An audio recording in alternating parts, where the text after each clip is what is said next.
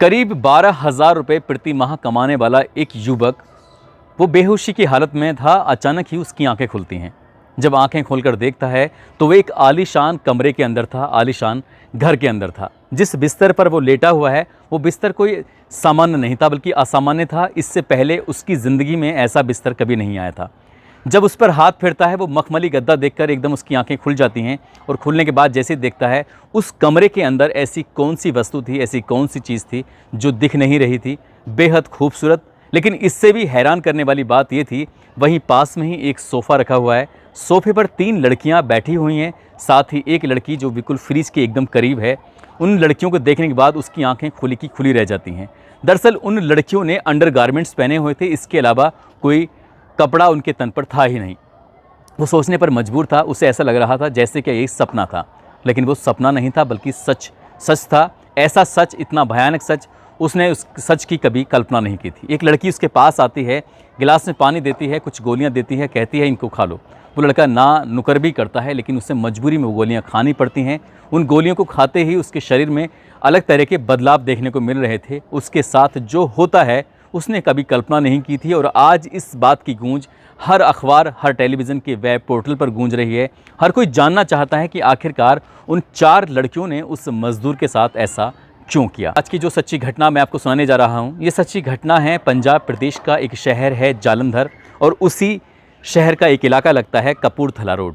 दरअसल 21 नवंबर 2022 की शाम लगभग 7 बजे के आसपास, जब सड़कों पर पूरी तरह से अंधेरा था, स्ट्रीट लाइटें जली हुई हैं, एक मज़दूर अपने फैक्ट्री से काम करके, चमड़ा फैक्ट्री से, और अपने घर की तरफ जा रहा था। तभी उसके बराबर में एक सफ़ेद रंग की कार आके रुकती है, और जैसे ही कार आके रुकती है तो उस कार में से शीशा नीचे होते ही उस व्यक्ति की तरफ आवाज़ जाती है और कहती है, भाई साहब सुनो, आपसे बहुत ज़रूरी काम है। जैसे ही वो लड़का उस कार के पास पहुंचता है तो अंदर से एक पर्ची दिखाते हुए एक लड़की कहती है कि हमें इस पते पर जाना है, क्या तुम हमारी मदद कर सकते हो? हमें इस पते के बारे में कुछ जानकारी हो तो बता दो। वो कहता है कि मैडम, मैं तो एक चमड़ा फैक्ट्री में काम करता हूँ, मज़दूर आदमी हूँ, ज़्यादा पढ़ा लिखा नहीं हूँ, ये एड्रेस कहाँ का है मुझे इसके बारे में कुछ जानकारी नहीं है, महज 400 रुपये रोज़ कमाता हूँ, इससे ज़्यादा की मेरी औकात भी नहीं है।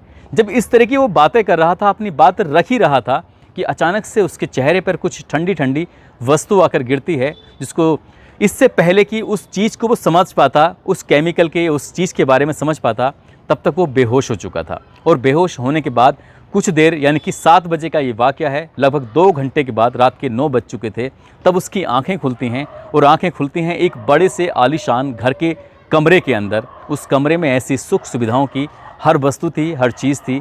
जिस दीवार पर, जिस छत पर, जिस जगह पर नज़र मार रहा था, उसने अपनी ज़िंदगी में उससे पहले कभी ऐसा घर, ऐसा कमरा देखा नहीं था। तभी एक लड़की उसके पास आती है, वो लड़की उसको कुछ गोलियां देती है, पानी देती है, और जब उसका विरोध करने की कोशिश कर रहा था तब उन लड़कियों ने कहा कि तुम्हारे साथ वो अंजाम किया जाएगा जिसकी तुमने कभी कल्पना नहीं की थी। हाथ और पैर पूरी तरह से उसके बंधे हुए थे, इसलिए वो ज़्यादा कुछ कोशिश कर भी नहीं सकता था।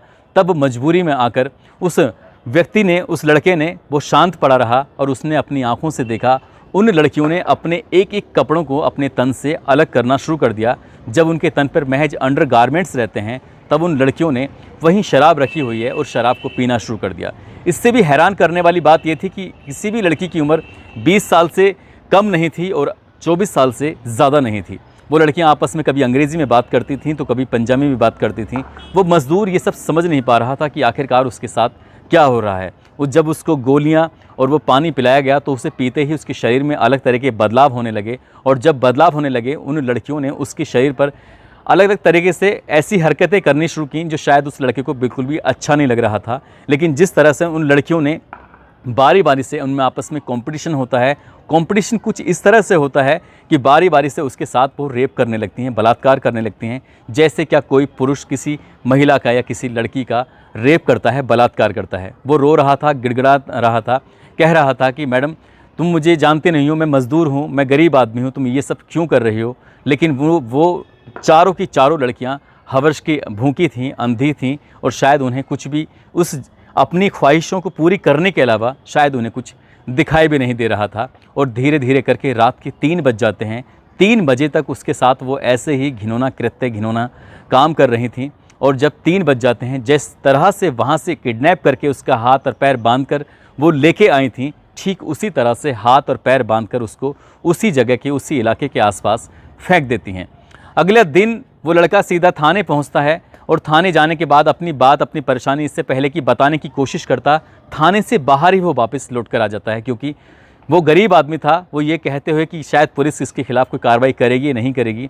तभी वो लड़का अपने घर जाता है और घर जाने के बाद रात बीती हुई सारी बातें अपनी घर वालों को बताता है। यही बात उसके घर वालों के माध्यम से बात मीडिया तक पहुंच जाती है। और जब बात मीडिया तक पहुंचती है तो ऐसा कौन सा अखबार, ऐसा कौन सा टेलीविज़न का वेब पोर्टल था या अखबारों में ऐसी कौन सी जगह थी जहां पर इस घटनाक्रम को पूरी जगह नहीं मिली। और जब लोगों को ये पता चला कि 4 बड़े घर की लड़कियों ने एक मज़दूर के साथ रेप किया, बलात्कार किया, वो भी रात 9 बजे से शुरू होकर सुबह के 3 बजे तक वो ऐसे ही करती रहीं। साथ ही उन्हें जिस तरह का स्प्रे, जिस तरह की गोलियां, जिस तरह की चीज़ें उसको दी थीं, उसके बाद उन्होंने अपनी उस हवस को पूरा तो कर लिया। लेकिन ये बात जब अखबारों में छप जाती है तब जालंधर पुलिस और पंजाब पुलिस हरकत में आती है और उन लड़कियों की तलाश में जुट जाती है। उस इलाके के जितनी भी सीसीटीवी कैमरे हैं, जितनी भी जगह हैं, उन सबको तलाशने की कोशिश की जा रही है ताकि सफ़ेद कार के बारे में पता चल सके। सफ़ेद कार में बैठी हुई वो कौन कौन लड़कियां थीं, किस घर की लड़कियां थीं और किस घर में जाकर उसके साथ ऐसा हुआ था, इस सबकी जानकारी जुटाने की कोशिश कर रही हैं। लेकिन जब उस लड़के के पास पुलिस वाले और मीडिया वालों ने बातचीत करने की कोशिश की कि तुमने फिर एफआईआर दर्ज क्यों नहीं कराई, तो घर वालों ने ये कहते हुए इनकार कर दिया कि हमारा अपना ये आदमी ज़िंदा वापस लौट कर आ गया, हमें इसी बात की खुशी है। वो चारों लड़कियां चाहती तो शायद इसका मर्डर भी कर सकती थी, इसको मार भी सकती थी, नुकसान भी पहुंचा सकती थी, लेकिन उन्होंने इसके साथ शारीरिक शोषण करने के अलावा और कोई नुकसान नहीं पहुंचा है, इसलिए हम कोई कार्रवाई नहीं चाहते हैं। वैसे भी गरीब आदमी हैं, महीने के 10-12 हज़ार रुपये महीने कमाते हैं, इससे घर का खर्च भी नहीं चल पाता।